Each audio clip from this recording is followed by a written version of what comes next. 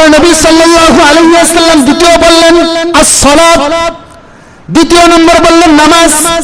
ঈমানের পরে সবচেয়ে গুরুত্বপূর্ণ ইবাদত হলো নামাজ। যখন কোন ব্যক্তি যোহরের ওয়াক্তে, এই যে এখন যদি কোন ব্যক্তি অর্থাৎ কোন ব্যক্তি যদি ঈমান গ্রহণ করে যে আমি ইসলাম গ্রহণ করলাম, মুসলমান হয়ে গেলাম, আর হিন্দু ধর্ম মানব না, এখন মুসলমান হইলে তার সর্বপ্রথম যেই ফরজ, সর্বপ্রথম যে ইবাদত তার করা লাগবে সেটা কোনটা? নামাজ। সেটা কোনটা? নামাজ। নামাজ তার সর্বপ্রথম ইবাদত। এই ইবাদত কোন অবস্থায় পরিত্যাগ করা যাবে না।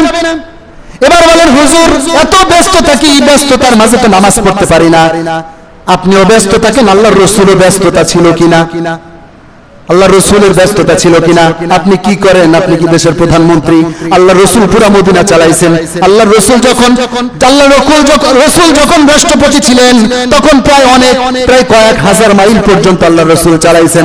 এতগুলা সাহাবী, এতগুলা এই বিচারের পর বিচার, এত বিচার করছেন। প্রায় 63টা যুদ্ধ করছে মাত্র 13 বছরে। কত? 10 বছরে 63টা যুদ্ধ।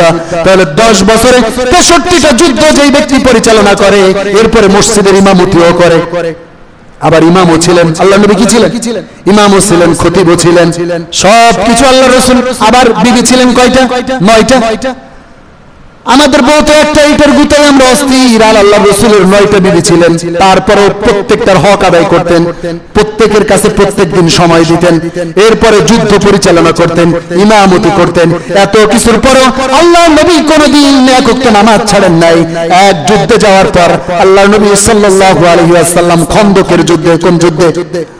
খন্দকের যুদ্ধে আল্লাহ রাসূল সাল্লাল্লাহু আলাইহি ওয়াসাল্লামের একসাথে 4 ওয়াক্ত নামাজ কাজা হয়ে গেছে। কয় ওয়াক্ত? 4 ওয়াক্ত নামাজ কাজা হয়ে গেছে। কাজা হওয়ার আল্লাহ রাসূল এত ব্যস্ত ছিলেন, এই ব্যস্ততার কারণে কাফেররা যখন আক্রমণ করতেছিল, আক্রমণের তীব্রতা এমন ছিল, এত ছিল যে আল্লাহ রাসূল নামাজ পড়বেন সেই সুযোগ পান নাই।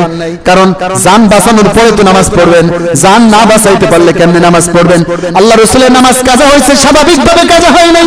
আমরা যেরকম একটু কাজ করতে গেলে কাজা করি, এরকম কাজ করার জন্য কাজা হয় নাই। আল্লাহ রাসূল জান বাঁচাইতে গিয়ে কাজা হয়েছে, সাহাবীদের জান বাঁচাইতে গিয়ে কাজা করছেন যে যদি এখন চলে যাই আমিও মরবো, সাহাবীরাও মরবে, পুরা মদিনাই মারা যাবে। সুতরাং এখন আল্লাহর রাসূল এই মদিনা মুসলমানদের ইজ্জত, মুসলমানদের জানের হেফাজত করতে গিয়ে 4 ওয়াক্ত নামাজ একসাথে কাজা হয়। আল্লাহর রাসূল যখন যুদ্ধ শেষ করলেন, যুদ্ধ শেষ করার পর সাহাবীদেরকে একত্র করে আবার এই 4 ওয়াক্ত নামাজ একসাথে কাজা করে নিলেন। সুবহানাল্লাহ।